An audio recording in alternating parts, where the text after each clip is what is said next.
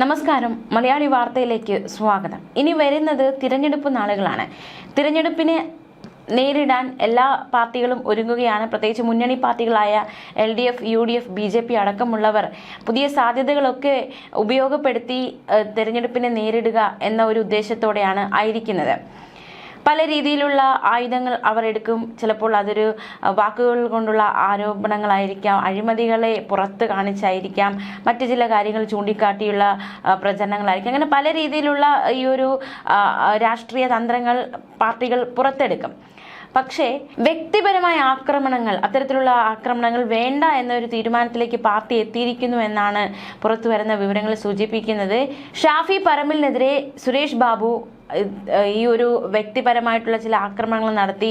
അതിന് പിന്നാലെ അദ്ദേഹം ഒറ്റയ്ക്ക് നിൽക്കേണ്ട സാഹചര്യം വന്നു. അതായത് AK ബാലൻ അടക്കമുള്ളവർ പ്രതികരിച്ചത്, സുരേഷ് ബാബു എന്തെങ്കിലും ആരോപണങ്ങൾ മുന്നോട്ട് വെച്ചിട്ടുണ്ടെങ്കിൽ സുരേഷ് ബാബു തന്നെ തെളിയിക്കട്ടെ, നമ്മൾ ഇതിൽ ഇടപെടുന്നില്ല എന്നടക്കമുള്ള ഒരു പ്രതികരണം. അതായത് ആ ആരോപണത്തെ ഏറ്റെടുക്കാതെയുള്ള ഒരു പ്രതികരണമായിരുന്നു നേതാക്കൾ നടത്തിയത്. സുരേഷ് ബാബു മാത്രം ഒറ്റപ്പെടുന്ന സാഹചര്യം ഉണ്ടായി, ആരോപണം ഉന്നയിക്കുന്നു. അതിനുശേഷം മറ്റ് ഒരു രീതിയിലേക്കൊന്നും ആരോപണം കടക്കാതിരുന്നപ്പോൾ സുരേഷ് ബാബു മാത്രം ഒറ്റപ്പെടുന്ന സാഹചര്യമുണ്ടായി. തീർച്ചയായിട്ടും ഇത്തരത്തിലുള്ള വ്യക്തി ആക്രമണങ്ങൾ വേണ്ട എന്ന തീരുമാനത്തിലേക്ക് പാർട്ടി എത്തിയിരിക്കുന്നു എന്നാണ് മനസ്സിലാക്കാൻ സാധിക്കുന്നത്. ഈ ഒരു ആരോപണം ഉയർന്നപ്പോൾ തന്നെ ഷാഫി പറമ്പിൽ ഉന്നയിച്ച ഒരു ചോദ്യമുണ്ട്. അതായത് വരാൻ പോകുന്ന തിരഞ്ഞെടുപ്പുകളെ CPM ഇങ്ങനെയാണോ നേരിടാൻ പോകുന്നത്? ഇത്തരത്തിലുള്ള വ്യക്തിഹത്യ നടത്തി അല്ലെങ്കിൽ വ്യക്തിപരമായി അധിക്ഷേപിച്ചുകൊണ്ടുള്ള തന്ത്രങ്ങൾ എടുത്താണോ തിരഞ്ഞെടുപ്പിനെ നേരിടാൻ? ഇതാണോ പ്രകടന പത്രിക അല്ലെങ്കിൽ പാർട്ടിയുടെ മാനിഫെസ്റ്റോ ഇതാണോ എന്നടക്കമുള്ള ചോദ്യങ്ങൾ ഷാഫി പറമ്പിലിന്റെ ഭാഗത്തു നിന്നും ഉണ്ടായിട്ടുണ്ട്. എന്നാൽ ഇപ്പോൾ പുറത്തു വരുന്ന വിവരങ്ങൾ അനുസരിച്ച് എങ്ങനെയാണ് പാർട്ടി നേരിടാൻ പോകുന്നത് തിരഞ്ഞെടുപ്പിനെ എന്നത്, അത് വ്യക്തിപരമായ ആക്രമണങ്ങൾ ഒഴിവാക്കിയുള്ള ഒരു തിരഞ്ഞെടുപ്പ് നേരിടുക എന്ന തന്ത്രത്തിലേക്കാണ് പാർട്ടി നീങ്ങുന്നതെന്നാണ് മനസ്സിലാക്കാൻ സാധിക്കുന്നത്. മുൻപെങ്ങുമില്ലാത്ത വിധം സോഷ്യൽ മീഡിയയുടെ സാധ്യതകളെല്ലാം പരമാവധി ഉപയോഗപ്പെടുത്തുക എന്ന തീരുമാനത്തിലും ഇടതുമുന്നണി എത്തിയിരിക്കുകയാണ്. അതിനുള്ള ഒരുക്കങ്ങളൊക്കെ ശക്തമാക്കിയിരിക്കുകയാണ്. ഇതിനായി പാർട്ടി അണികളെ സജ്ജമാക്കുന്നതിനോടനുബന്ധിച്ച് കർശന നിർദ്ദേശങ്ങൾ പാർട്ടി നൽകുന്നുണ്ട്. വ്യക്തിപരമായ ആക്രമണങ്ങൾ പരമാവധി കുറയ്ക്കണം. പ്രത്യേകിച്ച് വനിതാ നേതാക്കൾക്കെതിരെ വാക്കുകൾ പ്രയോഗിക്കുമ്പോൾ അത് കൃത്യതയോടെയും വ്യക്തതയോടെയും ആയിരിക്കണമെന്ന നിർദ്ദേശവും നൽകിയിരിക്കുകയാണ്. ഇടതുമുന്നണിക്കെതിരെ തിരഞ്ഞെടുപ്പ് കാലത്ത് ആയുധമാക്കാൻ കഴിയുന്ന വിധം പ്രയോഗങ്ങൾ ആർക്കെതിരെയും ഉന്നയിക്കരുതെന്ന കർശന നിർദ്ദേശവും നൽകിയിട്ടുണ്ട് എന്നാണ് മനസ്സിലാക്കാൻ സാധിക്കുന്നത്. പ്രത്യേകിച്ച് ഷാഫി പറമ്പിലിനെതിരെ പാലക്കാട് ജില്ലാ സെക്രട്ടറി പ്രയോഗിച്ച വാക്കുകൾ അവരും ഒരു കൂട്ടം മാധ്യമങ്ങളും കൂടി CPMനെതിരെ ഒരു ആയുധമാക്കാൻ ശ്രമിക്കുന്നുണ്ട്.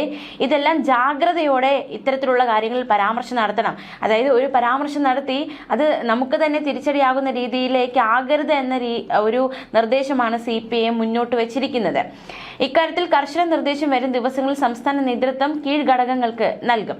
ഇപ്പോൾ എല്ലാം കൊണ്ടും സാഹചര്യങ്ങൾ അനുകൂലമാണ് എന്നൊരു വിലയിരുത്തലാണ് ഉള്ളത്. ഇനിയുള്ള 6-7 മാസം ഈ നിലയിൽ പോകേണ്ടതുണ്ട്. അതുകൊണ്ട് തന്നെ ഇത്തരത്തിലുള്ള ആരോപണങ്ങൾ ഉന്നയിച്ച് അത് തിരിച്ചടി, ഒരു ബൂമറാങ് പോലെ തിരിച്ച് അടിക്കുന്ന തരത്തിലുള്ള ആരോപണങ്ങളൊന്നും ഉന്നയിക്കാതെ ജാഗ്രതയോടെ മുന്നോട്ട് പോകുക എന്ന നിർദ്ദേശമാണ് നൽകുന്നത്. ഇതിനിടയിൽ സർക്കാർ പ്രഖ്യാപിച്ച പല പദ്ധതികളുടെ ഉദ്ഘാടനവും ഉണ്ടാകും. ഇവയായിരിക്കണം സോഷ്യൽ മീഡിയയിൽ പ്രധാനമായി പ്രചരിപ്പിക്കേണ്ടത് എന്ന ഒരു നിർദ്ദേശവും നൽകിയിട്ടുണ്ട്. മാത്രമല്ല രാഹുൽ മാങ്കൂട്ടത്തിനെതിരെ സൈബർ ഇടത്തിലോ അല്ലാതെയോ സ്വീകരിക്കുന്ന ഏത് സമീപനവും ജാഗ്രതയോടെ ആകണമെന്ന നിർദ്ദേശവും നൽകിയിട്ടുണ്ട്. രാഹുലിനെ കഴിഞ്ഞ ദിവസം പാലക്കാട്ട് ഇറക്കിയത് തന്നെ നെഗറ്റീവ് പബ്ലിസിറ്റി ലക്ഷ്യമിട്ടാണ്. അയാൾക്കെതിരെ കൈവിട്ട എന്തെങ്കിലും നീക്കമുണ്ടായാൽ അതിനെ പ്രചരിപ്പിക്കുകയാണ് UDFന്റെ ലക്ഷ്യം. സൈബർ ഇടങ്ങളിൽ നിറഞ്ഞു നിന്ന് ജനങ്ങളുടെ ശ്രദ്ധ പിടിച്ചു പറ്റുക എന്ന തന്ത്രമാണ് ലോക്സഭാ തിരഞ്ഞെടുപ്പ് മുതൽ കോൺഗ്രസ് പയറ്റുന്നത്. സോഷ്യൽ മീഡിയയിൽ അവരെക്കുറിച്ച് നിരന്തരം അപവാദം വരുന്നത് നിഷ്പക്ഷരായ വോട്ടർമാരുടെ മനസ്സുകളിൽ മറിച്ചുള്ള വികാരം ഉണ്ടാക്കിയേക്കും എന്നതും കരുതിയിരിക്കണം. ഇത്തരത്തിലുള്ള കരുതലോടെ മുന്നോട്ട് പോകണം, ജാഗ്രതയോടെ മുന്നോട്ട് പോകണം എന്ന നിർദ്ദേശം തന്നെയാണ് ഈ CPM സ്വീകരിച്ചിരിക്കുന്നത് എന്നാണ് നമുക്ക് മനസ്സിലാക്കാൻ സാധിക്കുന്നത്. മാത്രമല്ല കോൺഗ്രസിലെ മറ്റു പാർട്ടികളെയും അഭിപ്രായ ഭിന്നതകളും ഗ്രൂപ്പ് പോരുകളും ശക്തമായി ഉപയോഗിക്കാം. എന്നാൽ അതിന് പഴയതുപോലെ കൂടുതലൊരു പ്രാധാന്യം നൽകരുത്, മാത്രമല്ല നെഗറ്റീവ് പബ്ലിസിറ്റി പോലും ആയുധമാക്കാനുള്ള ശ്രമത്തിലാണ് കോൺഗ്രസും UDF-ഉം ആയിരിക്കുന്നതെന്ന മുന്നറിയിപ്പ് കൂടി കീഴ് ഘടകങ്ങൾക്ക് നൽകിയിരിക്കുന്നു എന്നാണ് മനസ്സിലാക്കാൻ സാധിക്കുന്നത്. അതുകൊണ്ട് തന്നെ ഇക്കാര്യത്തിൽ കൃത്യമായ നിരീക്ഷണം ആവശ്യമാണ് എന്ന ഒരു വിലയിരുത്തൽ കൂടി ഉണ്ടായിട്ടുണ്ട്. ഇടത് അനുകൂല ഹാൻഡിലുകൾ എന്ന തരത്തിൽ ഇത്തരം പ്രചാരണങ്ങൾ നടത്തുന്നവയെ ശരിയായി നിരീക്ഷിക്കുകയും അവയുടെ വസ്തുത പൊതുസമൂഹത്തിൽ കൊണ്ടുവരികയും വേണമെന്ന നിർദ്ദേശവും CPM മുന്നോട്ട് വച്ചിരിക്കുകയാണ്. മാത്രമല്ല NSS വളരെ പ്രാധാന്യം അർഹിക്കുന്നു. NSSന്റെ ഒരു പിന്തുണ ഇടഞ്ഞു നിൽക്കുകയായിരുന്നു. പക്ഷേ സർക്കാരിന്റെ ആഗോള അയ്യപ്പ സംഗമമൊക്കെ NSS അംഗീകരിക്കുകയുണ്ടായി. ഈ ഒരു പിന്തുണ പ്രഖ്യാപിച്ച സാഹചര്യത്തിൽ അവയ്ക്കൊന്നും ഒരു കോട്ടവും തട്ടുന്ന തരത്തിലുള്ള ഒരു പ്രവർത്തനവും ഒരു വാക്കും ആരുടെയും ഭാഗത്തു നിന്ന് ഉണ്ടാകരുതെന്ന നിർദ്ദേശവും നൽകിയിട്ടുണ്ട് എന്നാണ് മനസ്സിലാക്കാൻ സാധിക്കുന്നത്. സൈബർ മേഖലയിൽ പോസിറ്റീവായുള്ള പ്രചാരണത്തിന് പ്രാധാന്യം നൽകണം. സർക്കാർ കഴിഞ്ഞ 9 വർഷം നടത്തിയ പ്രവർത്തനങ്ങൾക്ക് ഊന്നൽ നൽകണം. മാത്രമല്ല ജനങ്ങൾക്ക് കിട്ടിയ ആനുകൂല്യങ്ങളും അതുപോലെയുള്ളവയ്ക്കും കൂടുതൽ പ്രാധാന്യം നൽകണം. കൂടാതെ കേന്ദ്രം കേരളത്തോട് സ്വീകരിക്കുന്ന നിഷേധാത്മക നിലപാടുകളും വലിയ ചർച്ചയ്ക്ക് വിധേയമാക്കണം എന്ന നിർദ്ദേശങ്ങൾ അടക്കമാണ് മുന്നോട്ട് വച്ചിരിക്കുന്നത്. കഴിഞ്ഞ ആഴ്ച CPM സെക്രട്ടേറിയറ്റ് യോഗം ചെയ്തിരുന്നു. ഇത്തരം ചർച്ചകൾക്ക് ഇവിടെ തുടക്കം കുറിച്ചിരുന്നു. CPMന്റെ ഘടകങ്ങൾ തദ്ദേശ തെരഞ്ഞെടുപ്പിനുള്ള ഒരുക്കങ്ങൾ തുടങ്ങിക്കഴിഞ്ഞു. വോട്ടർ പട്ടികയിൽ പേര് ചേർക്കുന്നതിൽ ഉദ്ദേശിച്ച ഫലം കൈവരിച്ചുവെന്നാണ് വിലയിരുത്തൽ. പാർട്ടി കോൺഗ്രസ് കൂടി പൂർത്തിയായതോടെ വരും ദിവസങ്ങളിൽ CPIയുടെ പ്രവർത്തനങ്ങളും ശക്തമാകും.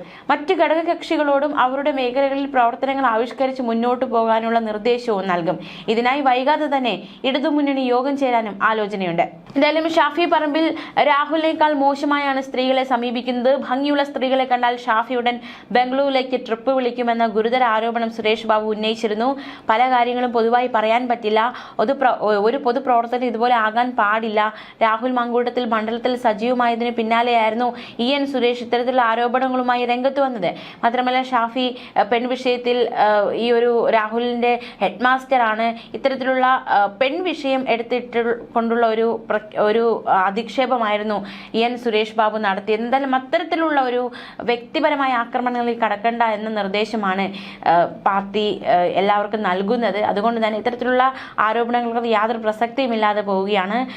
അങ്ങനെയുള്ള ആരോപണങ്ങൾ ഉന്നയിച്ചുകൊണ്ടുള്ള ഒരു പ്രചരണത്തിലേക്ക് ഒരു എതിർ കക്ഷിയെ അത്തരത്തിലുള്ള ആരോപണങ്ങൾ കീഴടക്കാം എന്ന രീതിയിലേക്ക് കടക്കണ്ട എന്ന നിർദ്ദേശമാണ് നിലവിൽ നൽകുന്നത് എന്ന് തന്നെയാണ് മനസ്സിലാക്കാൻ സാധിക്കുന്നത്.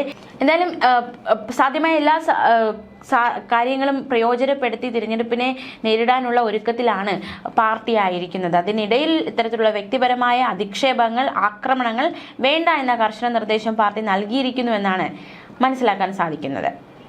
ന്യൂസ് ഡെസ്ക് മലയാളി വാർത്ത.